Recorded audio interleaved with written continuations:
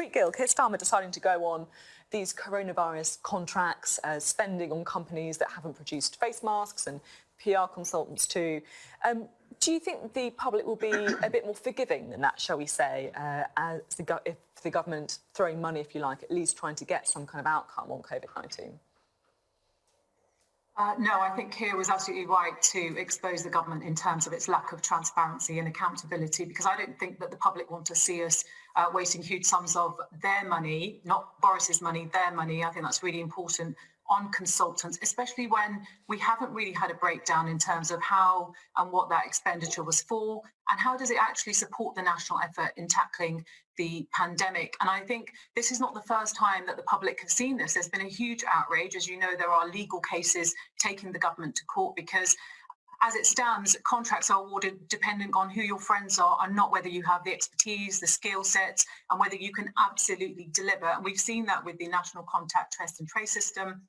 You know that 40% of close contacts recently of people who had actually tested positive weren't reached by the system. And what the public are really asking is, how much longer are we going to have to put up with this failure? We've got to reach 80% of test and trace for it to be effective. The system has clearly failed. And I know Boris mentioned the private sector.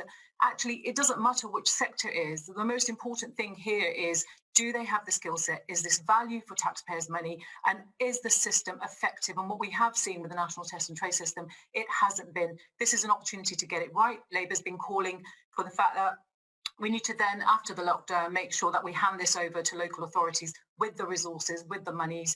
You know, it's been really concerning to see some of the private companies actually announce profits at the expense of taxpayers' money, which is about, you know, supporting the pandemic and making sure we have an effective system that protects people. And I'm sorry to say the government have really failed on the issue of accountability and transparency. There really isn't any. Interesting that Ian Blackford did choose to go on universal credit. You also saw Keir Starmer too talking about the furlough scheme, saying jobs would have been saved if that U-turn had happened earlier, and pointing towards not enough help, in his view, for the self-employed. Preet Gill, how concerned is Labour about unemployment? I mean, I think, Sophie, that's a really good point. I mean, we've seen something like over 1 million jobs that people have lost since the crisis began. And of course, the biggest threat to the economy is the spread of the virus. And if we don't have control of that, then we're not going to be able to reopen the economy in the way that we want to. And that, you know, I've already mentioned around the failure of test and trace. But I think there's a real opportunity, as our Shadow Chancellor has been calling for, with the furlough scheme. It's about making sure that there are training opportunities alongside that. And, you know, we've really got to take this opportunity to fix the test and trace system. The 3 million, as Keir mentioned, haven't had any support. They haven't had any support from the beginning of this pandemic. And actually, there's been no announcements made. So they will have had a year where they've had absolutely no support.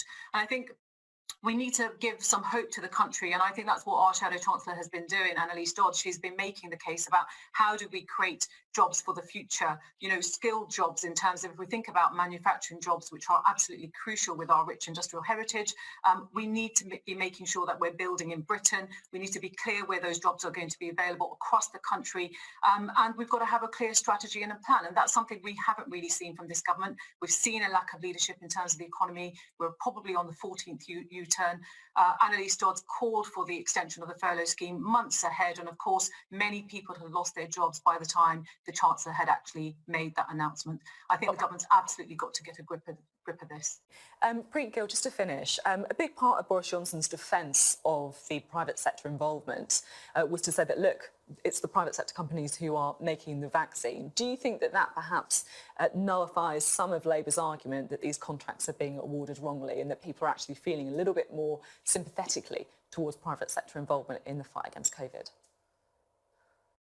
Well, Labour are not attacking the private sector. And of course, it's been public taxpayer money that has gone into the investment for these vaccines. And of course, what we're talking about here is transparency. A government can't just be making decisions without providing the detail, without Parliament having the opportunity to scrutinise and understand how those decisions actually impact the national effort in terms of addressing and controlling the pandemic. And that's clearly something we haven't seen. What actually we saw from Boris again at PMQs was a lot of rhetoric, a lot of lines, a lack of detail, and as he tries to come back, even with the excluded that haven't had any support, he wasn't really on top of the detail. And as Keir said, they haven't received any support. So I don't buy that argument. It doesn't matter which government is in power. We need to make sure that our democracy is not attacked in the way that we've seen. We've got to have scrutiny. We've got to have accountability of how these contracts are awarded. And like I said, many of them, and is this a coincidence, or do we need to do some further analysis?